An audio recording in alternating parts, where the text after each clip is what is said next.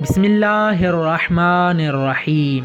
قرآن کریم ایک ایسا مخزن ہے کہ جس میں اللہ تعالیٰ نے ہدایت بھی رکھی ہے، شفاعت بھی رکھی ہے اور نجات بھی رکھی ہے۔ اگر انسان بیمار ہو اور بیماری سے شفا حاصل کرنا چاہتا ہو تو قرآن سے توسل کرے۔ اگر انسان کسی پریشانی میں مبتلا ہو اور اس پریشانی سے نجات چاہتا ہو تو قرآن کریم سے توسل کرے۔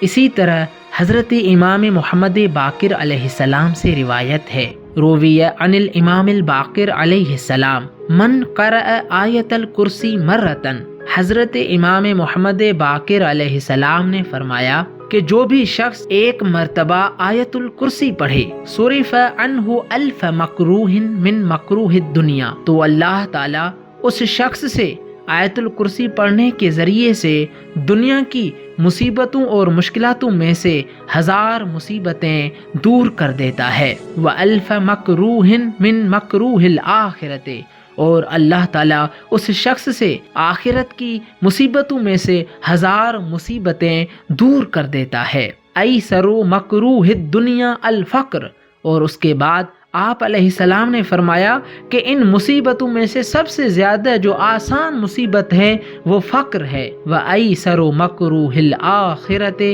عَذَابَ الْقَبْرِ، اور آخرت کی مصیبتوں میں سے سب سے آسان اور کمتر مصیبت عذاب قبر ہے، لیکن اللہ تعالیٰ اس سے بھی بڑی بڑی مصیبتوں کو اس شخص سے دور فرمائے گا۔ والسلام علیکم ورحمۃ اللہ وبرکاتہ۔